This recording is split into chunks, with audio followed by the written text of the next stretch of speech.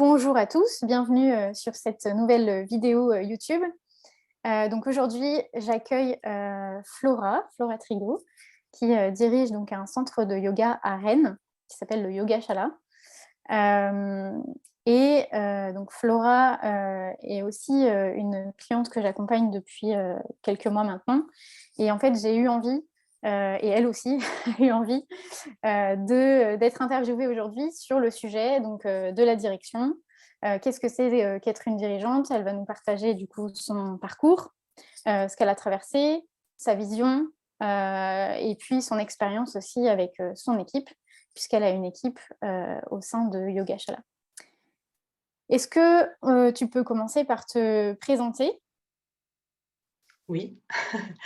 Donc moi, je suis Flora, j'habite à Rennes et j'ai un parcours, on va dire universitaire, en psychologie clinique, en fait, et j'ai exercé, 11 ans comme psychologue.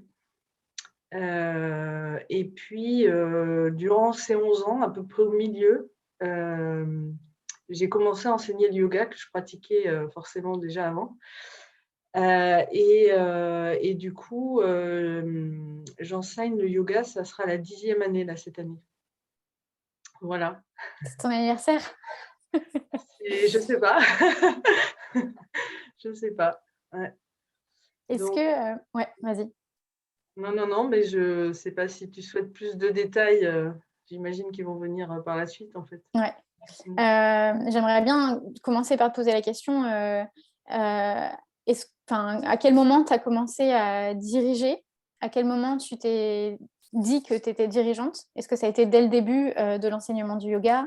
Est-ce que ça s'est fait après? Comment s'est passée l'ouverture tu Mmh. vois, entre le yoga et toi, la dirigeante? Hem, alors ça va peut-être un petit peu, surprendre, je passe sur les 2 premières années d'enseignement.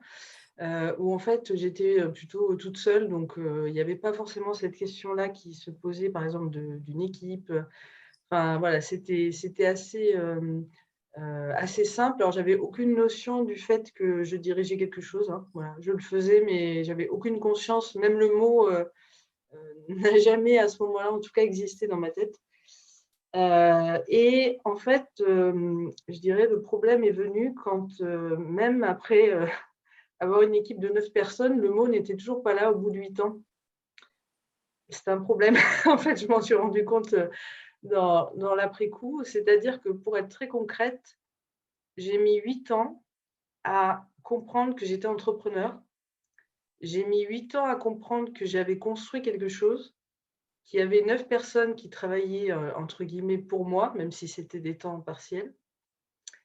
J'ai mis 8 ans à comprendre, même 9 pour être honnête, que j'étais du coup ce qu'on appelle un leader ou un dirigeant, à m'approprier l'idée. Puis, alors la manifestation était déjà là, puisque sinon ça aurait pas fonctionné, mais elle était là qu'en partie, et c'est ça qui a créé justement, pour moi en tout cas, beaucoup de fatigue et beaucoup d'absence de clarté à plein d'endroits de mon entreprise. Et donc, c'est comme si, comme j'avais jamais posé de vision, ni de vision de où je voulais aller, ni de vision, d'équipe, j'ai jamais voulu monter un centre de yoga, j'ai jamais voulu enseigner le yoga. Enfin bref, ça paraît un peu curieux de faire autant de travail, parce que ça a demandé beaucoup de travail de construction pendant des années, et de toujours pas avoir réalisé finalement que, c'est ça que j'étais en train de faire, quoi. Mmh. Donc c'est extrêmement, enfin peut-être un peu atypique, parce que, je pense qu'il doit y avoir quand même au moins une autre personne sur la terre comme ça, j'espère, mais peu importe au final. C'est vrai qu'après quand j'ai commencé à rentrer un peu en contact avec d'autres entrepreneurs, donc c'était il y a pas très longtemps, hein, il y a 1 an et demi, 2 ans, j'ai rencontré, en tout cas la plupart des personnes que j'ai rencontrées étaient complètement à l'envers. C'est-à-dire avec des énormes visions, des énormes, heu heu, motivation, wouhou! Et enfin, moi, j'avais même pas l'idée, en fait, de tout ça. Donc c'est un peu curieux, et c'est comme si un matin, je m'étais réveillée en me disant, «Ah putain, me voilà arrivée à cette place», et donc ben, ouvrir les yeux sur la réalité, en fait, quoi. que j'avais construite et pourtant j'y passais 60 heures par semaine, quoi. Donc, Mmh. donc c'est le fait de ne pas avoir posé de vision, parce qu'en fait, j'ai construit au fur et à mesure. Je n'avais pas peut-être amené à la conscience le fait que je voulais faire ça. J'ai vraiment appris petit à petit, en fait. Par exemple, pour l'équipe, j'ai jamais voulu avoir une équipe. J'ai jamais pensé à ça, en fait. Je À la limite, quand j'étais salariée comme psychologue à une époque, j'aimais bien travailler avec d'autres. Ça, je pouvais le conscientiser. Mais j'ai jamais pensé que moi, j'allais embaucher des gens. Enfin, voilà, c'était complètement fou. Enfin, j'ai jamais pensé à ça, en tout cas. Et et le fait de ne pas avoir, donc une personne est venue se greffer, c'est vraiment, comme sur une plante, hein, mais une personne est venue se greffer parce que le contact passait bien et puis elle a commencé à enseigner, et une deuxième, une troisième, une quatrième, et puis je suis tombée enceinte, donc j'ai dû me faire remplacer. Donc 5, 6, 7. Et puis on est arrivé à un moment qu'on était, avec moi compris, on était 9. Et en fait, le fait que ça se soit construit, je ne sais pas si on peut dire organiquement, je ne sais pas si c'est exactement le bon terme, mais en tout cas petit à petit, mais sans avoir à aucun moment dit: «Ah bah voilà, il y a une équipe maintenant». Eh bien, ça a fait qu'après, il y a eu quand même des conséquences difficiles. Parce que le jour où je me suis réveillée, pour dire les choses, concrètement, j'ai arrêté mon cabinet psy parce que je sentais que le yoga prenait tellement d'importance et j'avais envie de passer plus de temps à m'occuper de tout ça, en fait. Ça me plaisait vraiment beaucoup. Et le jour où je me suis donc réveillée là-dessus, j'ai commencé donc à me faire coacher déjà et à me repositionner, à comprendre que j'étais entrepreneur après 8 années où j'étais rentable, en fait. C'est ça qui est fou. J'avais jamais pensé que ce mot était associé à moi, en fait. C'est très Mmh. curieux. Et le jour où j'ai commencé après 2-3 mois de coaching à me repositionner par rapport à l'équipe, à dire: «Ben voilà maintenant», j'ai pas dit ça tout à fait comme ça, mais comme moi j'ai compris des choses, on va fonctionner autrement maintenant. Et finalement, j'ai demandé aux personnes de poser leurs désirs pour la suite. Donc, c'est vrai que sur le papier, ça paraît assez positif. Bah, il y en a 4 qui sont partis, en plein premier confinement en plus. Donc, je demande à des personnes de dire: «Bah, maintenant, qu'est-ce que tu veux pour toi dans cet endroit au service de ton désir?» Parce que mon désir à moi, c'est que mon endroit permette que tu t'épanouisses et que moi aussi. Et tu en as 4 qui seront. Et là, je me suis dit: «Oh la vache!» Enfin, ça a été, franchement, je ris là, mais je ne peux pas dire que j'y repense encore aujourd'hui, mais j'ai mis des mois à digérer la la difficulté, relationnelle, émotionnelle, en fait, que ça m'a je me suis sentie nulle à chier, quoi, franchement. Je me suis dit: «Mais qu'est-ce que j'ai fait? Je suis horrible, quoi». En plus, il y a eu quelques petites remarques désagréables au passage, donc ouais, je suis très sensible aux mots, ça a été très difficile, Est-ce très qu'on peut étonnant. dire que ça a été, ton plus gros challenge jusqu'à présent? Non, Un parce des plus qu'après il y gros? en a eu un autre.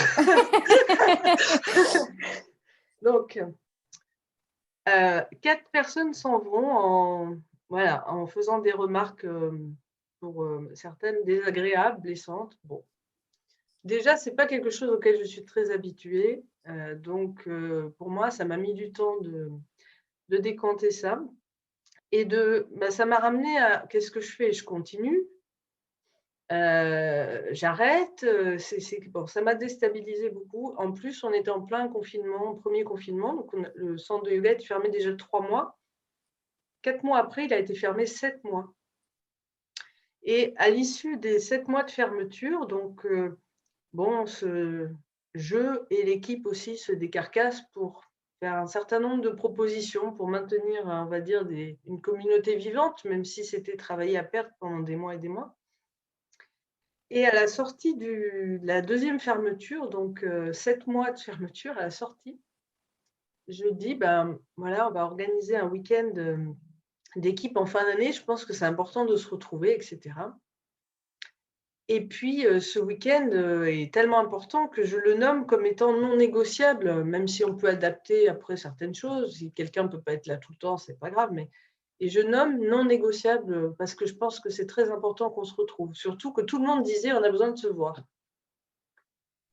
Et ben, il y a 2 autres personnes qui s'en vont. Alors là, et qui s'en vont d'une manière, de mon point de vue, très inappropriées, en fait. Et donc, concrètement, par email, alors que, bon, c'était des personnes avec qui, on échangeait, voilà, il y a une collaboration. Pour une personne, ça faisait 6 ans. Il y avait même une amitié. Donc bref, et alors là, je dis: «Putain, je nomme non négociable pour un week-end qui s'annonce ressourcement, et tu en as 2 qui se barrent, quoi». OK, et donc je reste avec, le dernier des Mohicans, qui était le dernier arrivé de l'équipe, et donc il y avait très peu d'élèves parce qu'il était arrivé juste avant le premier confinement. Il n'avait absolument pas eu le temps d'avoir, donc il avait 3 élèves, quoi. Donc il y a 3 élèves et moi, quoi, et moi avec quelques élèves encore. OK, et donc là, il y a eu un moment vraiment, c'est le creux du creux du creux de la vague, quoi. Parce que non seulement il y a la blessure émotionnelle plus là, et les doutes sur, «Mais c'est pas possible, mais qu'est-ce que je fais à chaque fois pour que ça se passe, en fait?»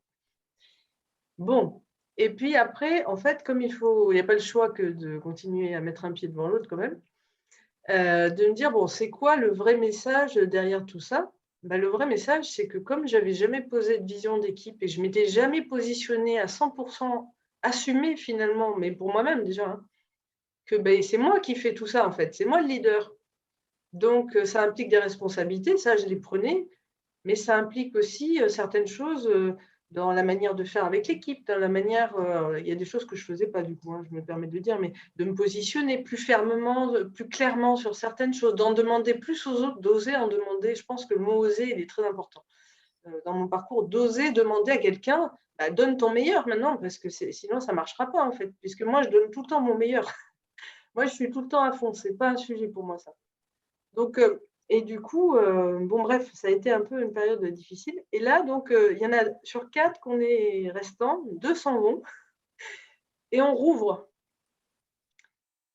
On rouvre, on est 2, et donc je dis: «Bah, OK, donc on rouvre». Il y a bon, alors il y a très peu d'élèves, mais enfin quand même il y a des élèves, on n'est plus que 2, et puis lui il n'est pas connu, l'autre personne n'est pas très connue, donc il y a tout un travail à faire pour faire connaître quelqu'un, ça prend des mois des fois.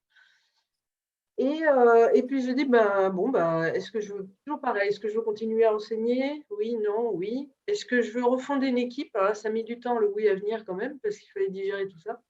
Donc finalement, oui, et donc je dis: «Ben, OK, on rouvre, on enseigne». Je sais très bien que, le noyau dur sur lequel je m'appuie quand tout va mal, ça sera toujours, le fait que j'ai aucun doute sur la puissance du yoga, quand il est bien enseigné. Donc c'est quand il y a plus rien, il y a toujours ça, et ça, c'est énorme, en fait. C'est un truc incroyable, et donc bref, on ouvre, on enseigne, les gens viennent et l'été se passe très bien avec le cadre qui est posé. Voilà, on n'est que 2, il y a, je sais plus, 7 cours par semaine ou 8 à peine, enfin un tout petit planning, mais bon, les cours sont, il y a du monde, en fait, et donc on enseigne. On arrive même à faire une pause au mois d'août 2021 alors qu'on n'avait pas fait de pause en 2020 parce qu'on ne pouvait pas financièrement s'arrêter vraiment. Et pendant tout ce temps, je dis: «Bon, bah, donc si je veux retenter, ou tenter, je sais pas quel est le mot exact, mais de refonder une équipe, il faut que je cherche des personnes, en fait, mais en sachant qu'on était tous isolés, enfin, après le covid, quoi. Tout le monde est Je connais plus personne, j'ai pas vu des gens depuis des mois et des mois, j'ai pas rencontré de nouvelles personnes, j'ai plus de réseau, enfin, bref, et donc je me pose vraiment papier crayon, quoi. Genre: «Bon, qu'est-ce que je connais?» Et je laisse venir, mais sans, enfin voilà, comme ça quoi, vraiment comme ça. Et donc en fait, certains de mes élèves avaient tellement progressé pendant le covid, parce qu'ils ont pris des cours particuliers, ils ont énormément pratiqué en visio. Enfin, il y en a qui ont fait en 1 an, des bonds de géants. Et donc je dis: «Tiens, mais elle, pourrait enseigner en fait, mais avec une formation forcément, pas comme ça, c'est impossible». Mais donc j'appelle une personne et puis une autre en disant: «Bah, tu crois que tu voudrais enseigner si je te forme?» Enfin, je veux dire, moi, j'avais pas créé de formation, hein, donc c'était juste, sorti du chapeau comme ça, bon. Et puis oui, oui, oui, oui, et puis je cherche aussi des enseignants. J'appelle: «Alors tu veux travailler avec moi?» «Non, non, non». Bon, OK. Donc il y a des non, il y a des oui, et finalement on arrive qu'on est 6 à dire oui. Et donc là, je dis: «Bon, cette fois-ci, on va pas me la faire 2 fois, je vais poser une vision, je vais poser une vision et puis l'équipe va être coachée, mais bien, quoi». Parce qu'en fait, ça peut paraître un peu curieux, mais dans le monde du yoga, ce qui veut rien dire, il y a de tout et du n'importe quoi aussi, mais le yoga devrait être, un champ de travail sur soi. Principalement, c'est une philosophie, mais c'est une philosophie à l'orientale, c'est-à-dire, on la vit ou on la vit pas, quoi. Et curieusement, dans les rencontres, en tout cas, que j'ai faites, il y a beaucoup de personnes qui travaillent pas énormément sur elles-mêmes, en fait. Je me permets de le dire parce que c'est ce que j'ai noté. Et pour moi, c'était très surprenant, en fait, de me rendre compte qu'au moment où je dis à 2 membres d'équipe: «On va faire un week-end et on sera coachés et tout et c'est non négociable», il y en a 2 qui s'en aillent alors que pour moi, c'est le cadeau énorme que je peux leur faire à la fin de cette année. En plus, je le paye. J'ai trouvé ça incroyable, en fait. Ça m'a scotché. Mais en fait, c'est simplement que dans les attentes de départ, j'avais jamais nommé que pour moi, un enseignant de yoga, il travaille sur lui, mais pour de vrai. Et ça, bah, si c'est pas nommé, bah, forcément, bon, les gens font des postures et respirent, mais enfin, c'est pas la même chose, quoi.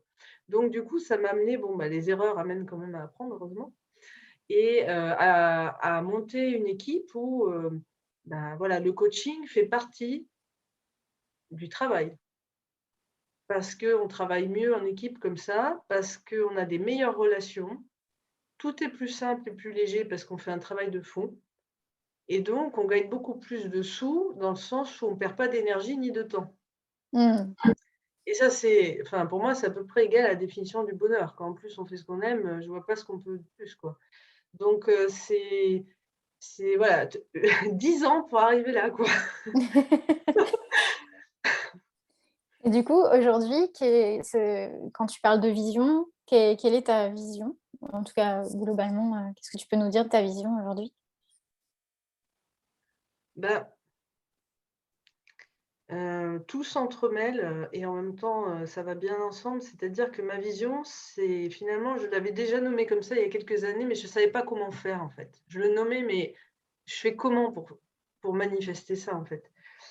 Donc, j'ai appelé ça, pour moi, Yogashala, c'est un organisme vivant et c'est vraiment son logo est un arbre, ce qui a rien d'original, hein, mais ceci dit, quand on regarde une forêt, bah, tu as des arbres dont certains nourrissent par leurs racines d'autres petits arbres à côté et ainsi de suite. Et pour moi, c'est ça Yogashala. C'est-à-dire, il y a un gros arbre parce que ça fait 10 ans que j'ai fait les racines, le tronc patiemment, voilà.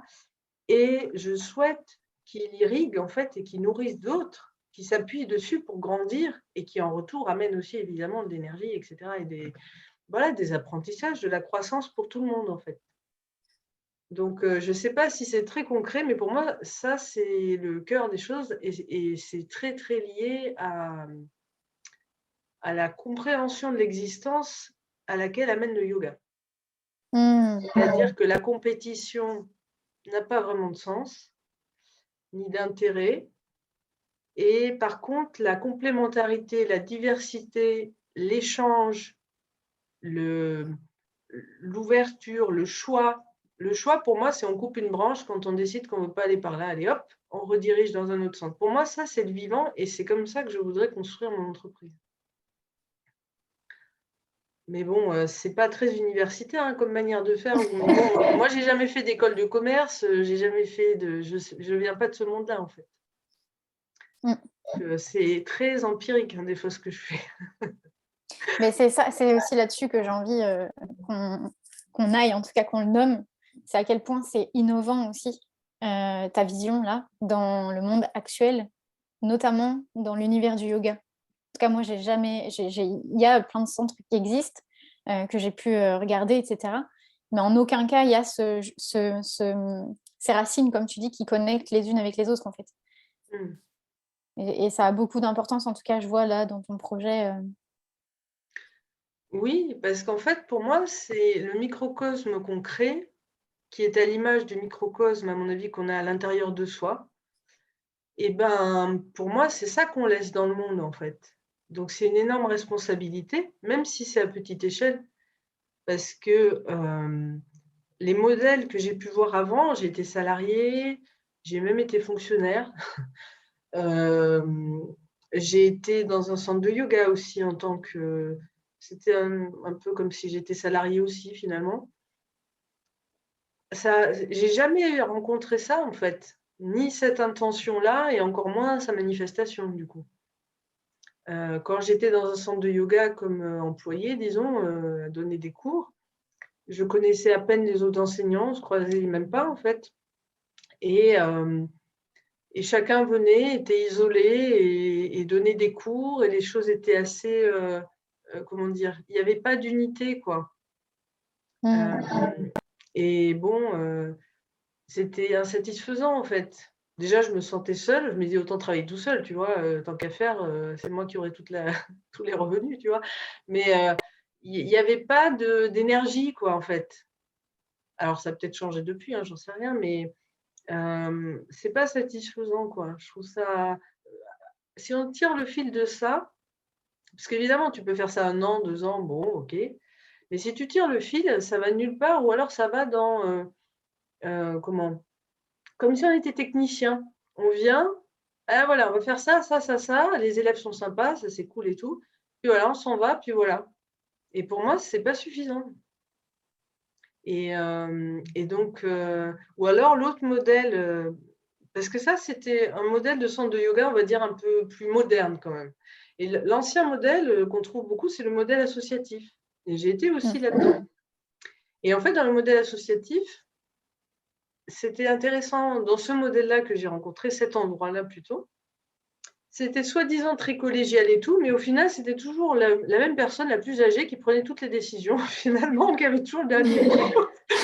Et en fait, comme il y avait quand même ce côté, oui, mais on est ensemble, c'est une association, je sais pas quoi, pour changer la couleur du rideau, ça mettait 5 ans, quoi. Alors, moi qui n'ai aucune patience sur ces trucs-là, je peux être très patiente pour des choses qui, de mon point de vue, valent le coup, on va en profondeur. Mais alors, pour changer la couleur des rideaux, pour moi, c'est 5 minutes hein, que ça doit prendre. Et donc, alors, j'étais là, j'avais l'impression de me retrouver comme quand j'étais fonctionnaire, que pour acheter une boîte de feutre, il fallait faire un devis à Leclerc, quoi. J'ai dit non, je ne peux pas, c'est insupportable, je veux mettre mon énergie dans le yoga, quoi. Tu vois. Donc, du coup, j'ai jamais rien rencontré effectivement qui s'approchait de ce que je veux faire. Ou alors, mais ça, j'ai pas connu, mais je sais que ça existe, des grands studios, par exemple, de yoga parisiens, où c'est un peu l'usine, quoi, on va dire. Hein. Et donc, oui, il y a de l'énergie, ça brasse et tout, mais il y a un côté un peu impersonnel qui ne me satisfait pas non plus, parce que pour moi, les liens et la communauté et le fait de se connaître est très important. Ça amène, pour moi, de la joie, tu vois. Donc, bref, tout ça pour dire ça, ça me plaisait à tel endroit, mais tout le reste, non. Ça, oui. Mais comment on fait pour, pour mettre tout ça ensemble, quoi? Et c'est là où c'est pas facile, quoi. Parce que ça n'existe pas encore. Et du coup, comment tu as fait aujourd'hui pour… j'entends un petit peu en écho. Bon, ça a l'air d'aller. Comment tu as fait là aujourd'hui pour arriver justement à trouver ce comment en fait? En tout cas, à ne plus te poser la question. Enfin, je ne sais pas comment ça s'est passé pour toi. Bah, je ne sais pas si j'ai trouvé encore. Je suis, pour moi, en construction. C'est-à-dire que, mais c'est vraiment l'épreuve d'humilité sans arrêt. Hein. C'est-à-dire que je tente une chose. Voilà, il n'y a pas longtemps, par exemple, on a fait un week-end d'équipe en visio, parce que bon, voilà, c'était possible comme ça. Et puis, il y a des erreurs qui sont faites, il y a des… Bon. Et donc, je digère, je fais le point, je regarde ce que je peux apprendre, même si des fois, c'est pas facile. Et par contre, après, j'apprends. Et je change quelque chose à nouveau. Et je fixe un nouveau rendez-vous dans ce sens-là pour rediriger l'énergie, en fait. Pour, tiens, on va travailler ça comme ça. Et puis, une telle personne, je vais nommer ça plutôt comme ça. Et des petites choses et des grandes choses, en fait, mais beaucoup de petites, finalement. Et beaucoup de travail sur moi, mais vraiment énormément. Et, et au fur et à mesure, comme ça. Donc, en fait, là, j'ai l'impression, si je dois dire s'il y a une victoire, c'est que j'ai l'impression d'être arrivée à allier un fonctionnement qui est où on construit au fur et à mesure, parce que c'est toujours comme ça, je pense, en même temps, en ayant une vision éclairée du dessus ou de l'extérieur, je ne sais pas comment on peut dire, pour justement ne pas être juste dans le quotidien, en fait. Et donc, quand on allie les deux, bah, c'est tout l'intérêt aussi d'avoir des personnes qui nous accompagnent. Et bah, du coup, je pense qu'à la limite, après, il se passe ce qui se passe, on se trompera encore sûrement déjà. Mais il y a moins de chances qu'il y ait des ruptures ou des drames, quoi. Des trucs vraiment très difficiles. Par exemple, pas plus tard que hier, j'avais 2 problèmes avec 2 personnes, une élève et une enseignante. Des problèmes qui ne sont pas énormes, mais ça aurait pu finir mal, en fait, potentiellement quand même. Et ben, je me suis posée moi d'abord pendant un certain temps pour nommer qu'est-ce que je voulais, qu'est-ce que j'attendais dans cette situation, qu'est-ce que j'avais vu et tout. Comme on a déjà, par exemple avec la personne de l'équipe, on a déjà nommé en amont comment on veut relationner ensemble avec tous les membres de l'équipe, on a des règles en fait là-dessus. Ça c'est nouveau, hein. Bon, bah, du coup, on sait qu'on a une culture là-dessus. On veut relationner d'une certaine façon. On n'est pas là pour être gentil, on est là pour être vrai. Tout en étant respectueux, et cetera. Donc, bref et donc les 2 échanges à la fois avec l'élève, j'ai fait de la même manière avec l'élève et avec la personne de l'équipe, se sont extrêmement bien passés, voire à la fin, on était tous, wouhou! Enfin voilà, moi il y avait vachement d'énergie en fait et donc, bah, voilà, il y a tout le temps des opportunités de foirer et en même temps, c'est là que se travaille la possibilité de progresser, quoi. Mais c'est du boulot quotidien, tranquillement, une chose après l'autre, hein. Mmh. Faut tout le temps être sur le pont, quoi, quand même. Ça veut dire quoi? Bah, ça veut dire que ça demande beaucoup de disponibilité. Donc, ce qui veut dire que pour moi, un dirigeant, il doit vraiment réfléchir, et j'y réfléchis de plus en plus à quand est-ce que je prends du recul, que je me décolle de la situation pour me reposer, ou pour le coaching, ou pour voir autre chose. Des fois, moi, j'ai besoin de me dépayser. Je, je me mets dans d'autres univers, en fait. Et quand je reviens, ça va beaucoup mieux. J'y vois plus clair et tout. Donc, enfin, chacun trouve sa manière de faire, tu vois. Mmh mh.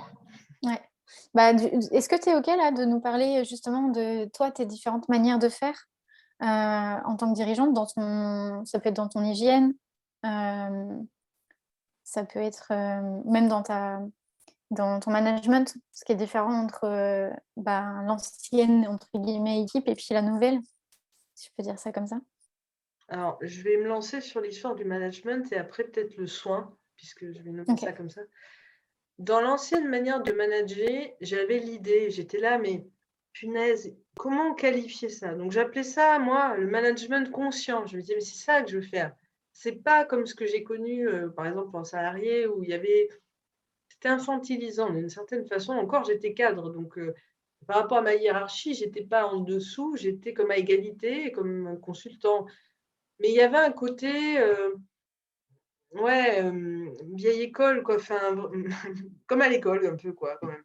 Et donc, quand tu es avec des adultes, moi je trouve pas ça très satisfaisant en fait. Je trouve que ça prive les personnes de leur puissance ou ça a terminé cette histoire-là. C'était quand même rigolo parce que je raconte une anecdote qui en dit long sur, de là d'où ça part. C'était il y a pas si longtemps, c'était en 2013, où je me ramène un peu en avance pour une réunion et la personne, un autre cadre me dit: «Tu as fait le café?» Et non, plus exactement, il était assis à la table, un vieux monsieur, et il me dit: «Et où alors, où est le café?» Et je le regarde parce que je savais déjà que j'allais démissionner, en fait. Et je lui dis: «Bah, je sais pas, où est le café alors?» Et je lui demande: «Où est le café?» Et je m'assois, blanc, et là-dessus, les personnes de l'équipe arrivent qui sont hiérarchiquement en dessous, et puis elles disent: «Oh monsieur machin, vous n'avez pas votre café?» Et hop, elles s'en vont faire le café. Et j'étais en colère, je me dis: «Mais c'est pas possible, le Moyen Âge, quoi!» Bon bref, donc c'était une époque, la personne avait 70 ans, donc c'est, voilà une autre, éducation, une autre culture, on ne peut pas lui en vouloir, je lui en voulais pas. Ce qui est rigolo, c'est quand on connaît la fin de l'histoire, c'est que le jour où je suis partie, je faisais une photocopie et il vient me trouver à la photocopieuse et puis il me dit: «Vous savez, vous étiez la seule qui tenait la route dans cet endroit». D'accord, effectivement. Et là, je me suis dit: «Tiens donc, pour une fois dans ma vie, m'ont lâché, je me suis lâchée. Le coup du café, j'aurais jamais osé si j'avais pas su que j'allais démissionner. J'aurais jamais osé dire ça avant. Et je me suis dit: «Tiens, c'est ça qui m'apporte, une gratification, ça alors?» C'est très étonnant. Tu vois? C'est des petits trucs comme ça, des fois, tu dis: «J'ai osé et ça n'a pas été sanctionné». Incroyable. Bon, bref, donc Tout ça pour dire que dans l'ancien management, il n'y avait pas de management. En fait, c'était je cherche comment faire, j'ai pas de réponse, je galère. Les membres de mon équipe sont très sympas, mais ne m'aident pas du tout, honnêtement, puisque eux-mêmes, ils ont, pour certains, même jamais été dans des équipes. Enfin bref. Ou s'ils ont été dans des équipes, c'est dans des trucs hiérarchiques aussi. Donc personne ne peut m'aider et personne ne sait ce que je pressens à l'intérieur de moi. Moi-même, je ne le sais pas vraiment, quoi. Donc on se réunissait et puis je sentais bien qu'il y avait un problème avec cette histoire de bon, oui, on veut passer un bon moment ensemble, mais moi, je veux plus que ça. Je veux qu'on aille quelque part, en fait. Mais je ne savais pas, tu vois, comment faire, comment réveiller ça chez tout le monde, quoi. Donc, il y a eu beaucoup, beaucoup de moments où j'étais en demi-teinte en me disant, je sens que ça ne va pas, mais je suis incapable de dire ce que c'est, comment faire, et voilà, je ne peux pas faire mieux que ça. Et, et puis, les personnes, finalement, du coup, encore une fois, les êtres humains en eux-mêmes étaient super, hein. Je regrette aucune collaboration, vraiment. Tout le monde a apporté quelque chose et tout, mais en fait, les personnes ne donnaient pas leur meilleur. Ou alors, si elles le donnaient, c'est parce que c'était leur manière de faire à elles. Mais il y en a beaucoup qui, de mon point de vue, ne donnaient pas leur meilleur, notamment parce que je n'avais pas cadré certaines choses et qui auraient été confrontantes, mais qui auraient peut-être réveillé. Alors, soit elles seraient parties direct, en même temps, ça aurait fait gagner du temps à tout le monde, soit elles se seraient réveillées. Et de mon point de vue, à mon avis, c'est plutôt ça qui se serait passé quand c'est posé correctement, un cadre, de dire bah là, tu vois, voilà, mes attentes ont changé, etc. Pour moi, c'est un acte de foi dans la personne aussi qui est en face, de dire je pense que tu peux faire beaucoup plus que ça, mais déjà pour toi-même, en fait. Et ben, bon, donc voilà. Donc il y en avait certains qui étaient au taquet parce que c'était leur, voilà, notamment la personne qui est restée 6 ans, c'était sa manière d'être et du coup, c'était génial. Les cours étaient pleins, voilà, il y avait de l'épanouissement. Enfin, moi, ça me boostait de voir ça, et cetera. Mais ce n'était pas du tout le cas de tout le monde, hein. Il y en a qui ronronnaient, et on ne peut pas leur en vouloir. Le cadre ne permettait pas forcément autre chose. Donc voilà, c'est comme ça, c'était ma responsabilité aussi. Et donc la différence avec aujourd'hui, c'est qu'aujourd'hui, déjà, j'ai pas peur que quelqu'un s'en aille, puisque ça m'est déjà arrivé de perdre 8 ou 9 personnes. Donc autant dire que le fait que quelqu'un s'en aille, eh ben, écoute, un de plus. Et c'est pas dénigrant pour l'individu. Ce que je veux dire par là, c'est qu'en tant que dirigeant, je peux pas m'arrêter parce que j'ai peur que quelqu'un s'en aille, quoi. Si quelqu'un, par exemple, comme une des personnes qui est partie, la dernière vraiment qui est partie, ne comprend pas où je veux aller. Avant, je prenais du temps, mais du temps pour expliquer. Mais j'ai expliqué comme si je faisais une thèse, quoi. En long, en large, en travers, en me disant que j'expliquais peut-être pas assez bien, donc j'allais réexpliquer.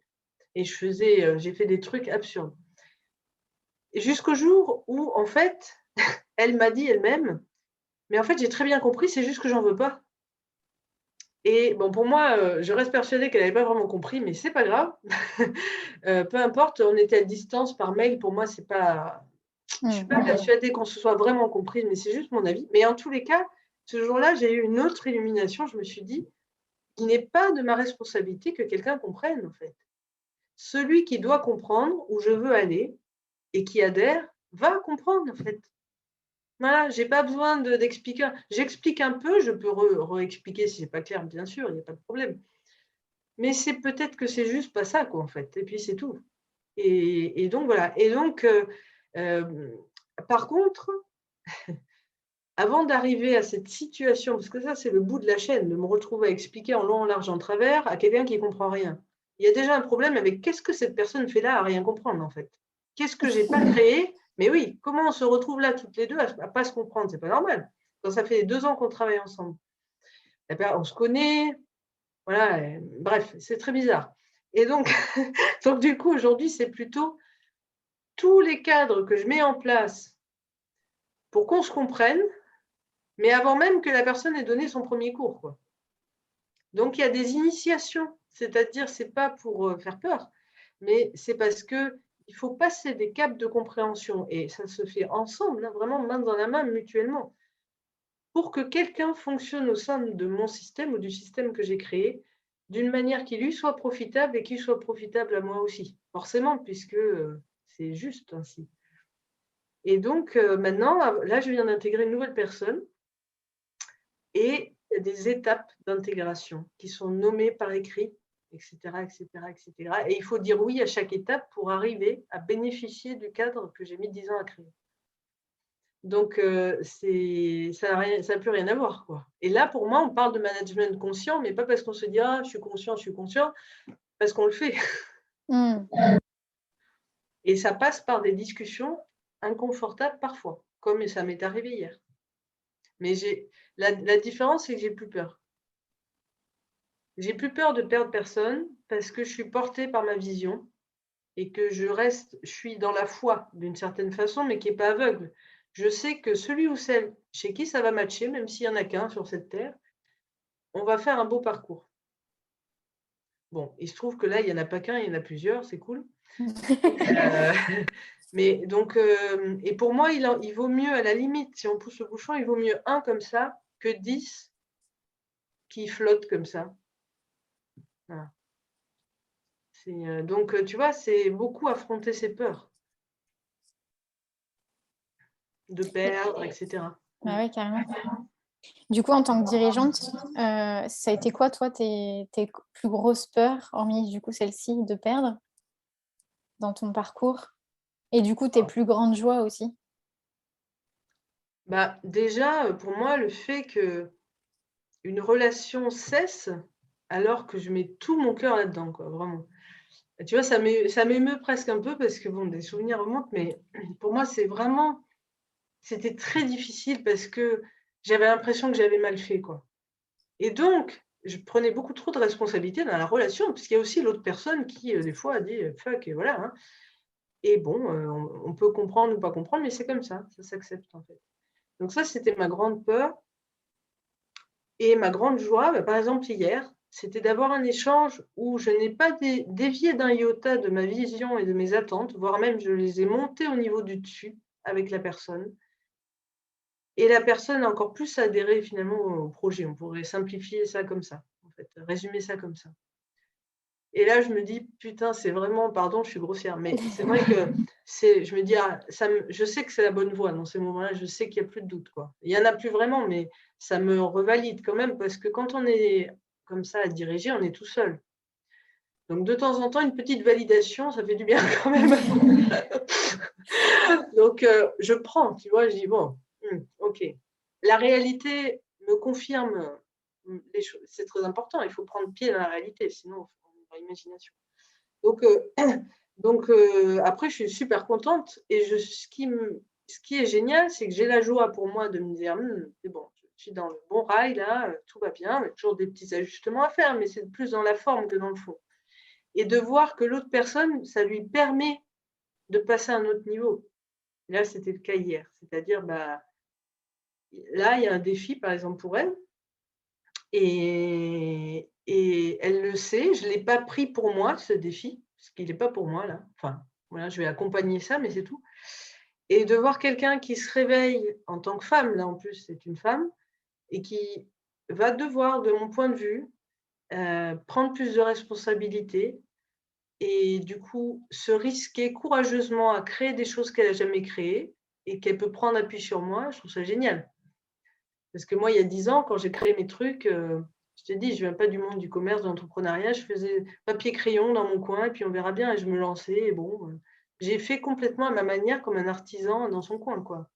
Et donc là, je sais qu'elle va pouvoir prendre appui sur moi et je suis ravie, en fait. Mmh. Parce que ça va aller plus vite pour elle, ça va marcher beaucoup plus enfin voilà, c'est top. Est-ce que c'est ça, du coup, ta joie, profonde? Bah ouais. Attends, tu vas me faire pleurer parce que tu me connais, ça vient vite, hein. Pour moi, je pense que franchement, j'ai traversé pas mal d'épreuves, notamment avec le covid et tout, Mmh. mais même avant, hein, il y a eu beaucoup alors, en termes d'initiation, je pense que j'étais pas mal quand même, hein et je me suis pas non plus facilité la tâche, il faut dire, mais le cœur des choses qui a fait que j'ai jamais dévié, je pense, mais jamais vraiment, franchement, j'ai jamais douté du fond de ce que je faisais vraiment. Ça m'est jamais arrivé. Parce que dès que je reviens à ma pratique, je sais pourquoi j'ai fait ce que je fais. C'est justement, c'est justement cette ouverture que le yoga permet chez les personnes ou qu'un management fait de cette façon permettre dans une équipe. Enfin bref, à tous les niveaux et aussi pour moi évidemment, tout ce que ça me permet.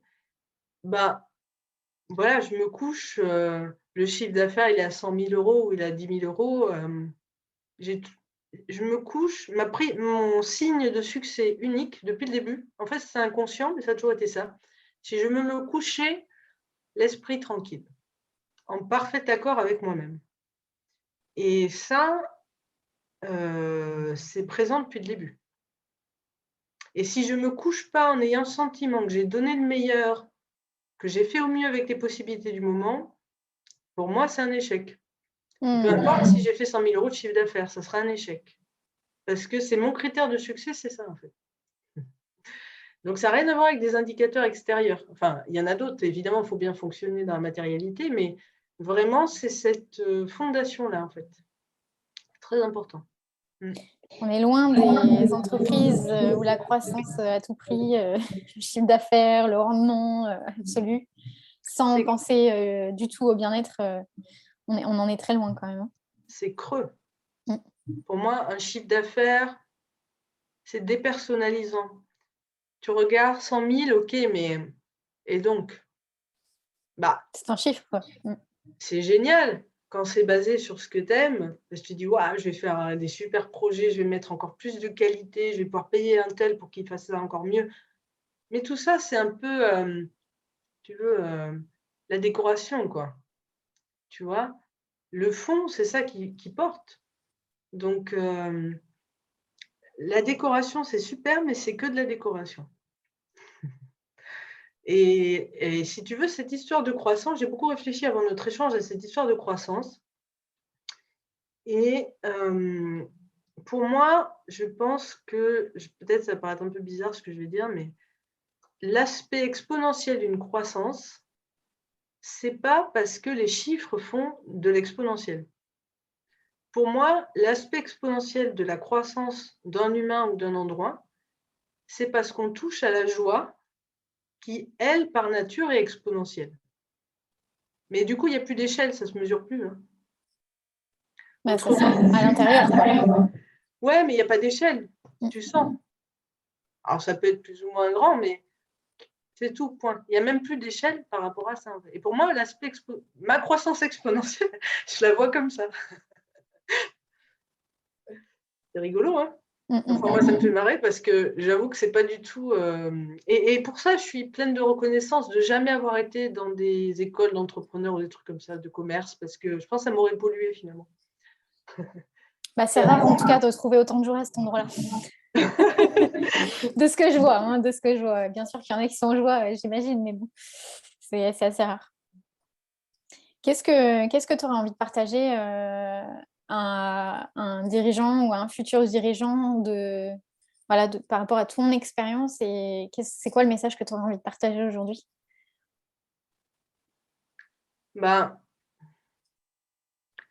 je pense que dès le premier pas, parce que dans ces démarches de création, c'est très facile et pour ça, le yoga m'a sauvé la vie, hein. C'est très facile d'être dans le futur tout le temps. C'est déjà c'est la tendance humaine, problématique d'ailleurs, enfin du mental exactement. Mais alors dans les métiers où tu crées des projets, tu es donc déjà projeté dans le futur, dans le cerveau frontal, mais c'est un problème énorme en fait, parce que moi, créer une entreprise, où tu es tout le temps en train de penser à plus, à après, mais moi je fais du yoga en fait. Le yoga, c'est maintenant et le yoga, c'est pas le rythme de toujours plus, c'est le rythme de la nature et du corps. Donc quel cadeau de monter une entreprise de yoga et d'allier la sagesse à laquelle nous amène cette pratique et cette philosophie à la construction d'un endroit, par exemple, tu vois? Pour moi, c'est très, très difficile, mais c'est un cadeau qui s'offre, en fait. Donc tout ça pour dire, je pense que dès le premier pas, c'est vraiment cette question de l'aventure en elle-même, peu importe ce que ça va donner, est un cadeau déjà Même quand le premier pas, c'est allez, je crée mon sirette. C'est un cadeau déjà. Et puis après, j'ouvre un compte séparé. Des trucs de mais chaque étape est très importante en fait, parce que toutes les étapes de création sont nobles. Il n'y a pas ah, j'ai une inspiration divine et je crée une offre, et puis ah, maintenant il faut faire ça. Pour moi, quand je fais ma comptabilité, je médite. Je m'allume une bougie et ma comptabilité, elle est sacrée. En fait, tout est sacré. Tu vois? Donc ça peut paraître un peu curieux, mais les choses se vivent beaucoup mieux comme ça, hein. Si on décide qu'il n'y a pas des trucs à faire vite et à évacuer, pour moi, dans la comptabilité, il y a des opportunités d'inspiration. Déjà parce qu'il y a des fois du ménage à faire, et puis parce que, voilà, il y a toujours, en fait, à chaque minute de la journée, il y a une possibilité, si on regarde, de s'inspirer, de faire des connexions qu'on n'avait pas faites, de méditer. Moi, j'appelle ça comme ça, en fait. Parce que, justement, de cet espace de disponibilité, toi, tu appellerais ça l'émergence. En coaching, c'est pareil, hein. On est là, des fois, bon, et hop, ploup, comme un bouchon, quelque chose remonte. Hop, c'est parti, en avant. Par contre, après, moi, je bosse, hein. Mais pour que le bouchon remonte, on ne peut pas être comme ça, tu vois. Donc là, les gens qui sont comme ça, j'en vois au yoga, ça dure 1 an et puis après, ils n'en peuvent plus, quoi. Parce qu'ils créent les offres depuis leur tête et pas depuis leur corps. Ça, c'est mon interprétation, hein. Ils créent les choses depuis une place de il faut que. Mais c'est horrible. On se retrouve dans l'ancien système qu'on s'impose à soi. Enfin, c'est l'enfer. Et moi, tu vois, il n'y a pas si longtemps, j'étais un peu en anxiété parce que on arrive mi-décembre, rien ne naissait de moi en termes d'offres pour 2022. Un jour, 2 jours, tu sais, je t'ai dit tout à l'heure, j'étais pas très patiente, hein. Un jour, 2 jours, 3 jours. J'ai bon, 1 semaine, 2 semaines, 3 semaines, OK. Et à chaque fois, je me dis: «OK, là, le problème, c'est pas qu'il y a rien qui vient, c'est que je veux qu'il y ait quelque chose qui vient alors qu'il y a rien. Je veux autre chose que la réalité, et ça, c'est une terrible, opportunité de friction». Et donc oui, je vois l'heure aussi. Et donc, je me suis dit: «Allez, on se laisse aller dans le rien. Et qu'est-ce que j'ai envie de faire? Ah tiens, je vais aller faire une marche. Alors, je vais faire une marche. Mais c'est comme ça le quotidien du dirigeant, c'est un pas après l'autre. Et c'est très important de se connaître dans tous ces petits pas-là. Je vais faire une marche, qu'est-ce que je ressens à l'issue? Tiens, hop, j'ai vu ce champignon, ça m'a bon, enfin, voilà, comme ça. Tu te dis: «OK, c'est comme ça qu'on fait 100 000 € de chiffre d'affaires?» Bah oui, oui, en tout cas, c'est possible. Et petit à petit, 3 semaines, 4 semaines à lâcher la peur que rien ne vienne, pour accueillir: «Ah, la vraie info, c'était pas ça. La vraie info, c'est que je sais pas pourquoi et je m'en fous de comprendre, je vais faire. J'ai besoin de vendre quelques meubles pour faire de la place». Parce que moi, tu sais, c'est toujours très concret, hein, mes trucs. Donc je vends des objets, et à mesure que je commence à vendre des objets, poup, mes offres arrivent et je commence à en 35 minutes, je pose une offre. En 35 minutes, je pose une autre offre. Parce qu'en plus, je me chronomètre. Et puis voilà, en fait, les choses naissent et le cycle de la naissance repart, en fait. Mais il faut accepter de mourir, si je puis dire, c'est-à-dire de laisser derrière des parts de soi, parfois même des objets, donc, pour faire de la place. Et ce qui n'est pas le passage, je pense, auquel on est le plus éduqué. Parce qu'on voit souvent les succès, c'est-à-dire les pleins, et on voit rarement ce qui a précédé. C'est pour ça que c'est bien que tu fasses cette série d'interviews réalistes, c'est-à-dire le vide. Je suis très contente que tu finisses cette phrase là-dessus parce que l'irrationnel, pour moi, c'est au cœur de la direction, mais vraiment. Et en fait, je pense que tous les dirigeants ils ont une part hyper intuitive, mais que ce n'est pas forcément reconnu et vu, en fait. Et quand on met de la conscience, justement, comme tu as dit, tout au long là, de cette interview là-dessus, et qu'on l'expérimente vraiment, bah, là, il y a plein de pépites, en fait, et on trouve sa manière à soi, en fait, de faire les choses, quoi. Donc, merci pour tout ce conseil, ce Il y aura message. toujours, il y aura toujours, s'il y a un repère, je pense, à garder, un repère clé, c'est quand il y a un défi, il y a quelque chose dans l'humain qui monte de vouloir aller voir à l'extérieur. Et c'est justement là qu'il y a le leadership, en fait. Le leadership, j'ai toujours aimé quand tu disais c'est de soi à soi. Mais oui, ça n'est que ça, le reste suit, en fait. Et c'est très important de le redire, je pense. Est-ce que je cède aux sirènes de la peur et de l'extérieur, ou est-ce que je sais que c'est ça la tendance et que je respire, je fais ce que j'ai à faire, j'en sais rien, du yoga, ce que vous voulez, et j'ai le courage de ne pas céder à la facilité des sirènes et à me descendre au contraire encore plus à l'intérieur. Et c'est magique. Mais c'est dur. Des fois, c'est dur de faire ça. Mais possible. En même temps, je me dis, s'il n'y avait pas ce genre de défi, qu'est-ce qu'on foutrait sur Terre, tu vois? On s'emmerderait, on ferait des problèmes, on aurait des problèmes à gérer, tu te rends compte? Il faut bien qu'il y ait des vrais problèmes. Hein, voilà. J'adore. Est-ce que tu veux clôturer sur autre chose ou est-ce que... je sais qu'on aurait plein de choses à dire. Oh bah, moi, je peux rester la journée, mais c'est vrai que la question du soin, c'est aussi en lien avec ce qu'on vient de dire. Au moment où, oh, mais tout ce que j'ai à faire et je sais pas quoi qui monte, qui est une croyance, hein, c'est absurde, mais c'est faux. Hein. Évidemment, tout le monde a des choses à faire, hein, mais bon, voilà. Ok, mais c'est peut-être justement parce que je me dis avec cet état-là, c'est peut-être justement là que j'ai besoin de me reposer. Mais ça demande, j'allais dire des couilles, excusez-moi, de dire, il y a tout le monde là, un coup de fil qui m'attend, un ci, un ça, je vais dire stop sans me défiler de mes engagements, mais je vais couper court à tout ce que je peux pour aller faire une marche et regarder les champignons. C'est vrai que c'est particulier, quoi. Mais le soin est très, très important parce que c'est la source d'énergie et d'inspiration pour garder aussi son humanité. Je me permets parce que on est en temps de Covid et tout, on est très tendu des fois et sur le fil du rasoir et pris là-dedans collectivement. Je pense que pour garder son humanité, son ouverture à l'autre, sa tolérance, il faut être reposé en fait. C'est pas rien quand même, hein. Donc voilà, ça ne fait pas les mêmes individus et ça ne fait pas les mêmes groupes après. Voilà. C'est clair. Grande mission de changer l'humanité. Merci Flora pour tout ce partage. Si tu as autant de choses à dire qu'aujourd'hui, je suis carrément ouverte à ce qu'il y ait des épisodes 2, 3, 4, 5 et 6. Moi, j'ai plein d'idées. Et puis, ouais, merci encore. Et voilà, n'hésitez pas à commenter, à partager dans les commentaires suite à cette interview et à tout ce que Flora nous a partagé aujourd'hui. Et puis, dites-nous aussi dans les commentaires si vous voulez un hashtag 2, 3, une série spéciale Flora Trigo. Et puis, on vous dit à bientôt. Enfin, je vous dis à bientôt pour une prochaine vidéo. Bye! Merci, Mélanie, salut.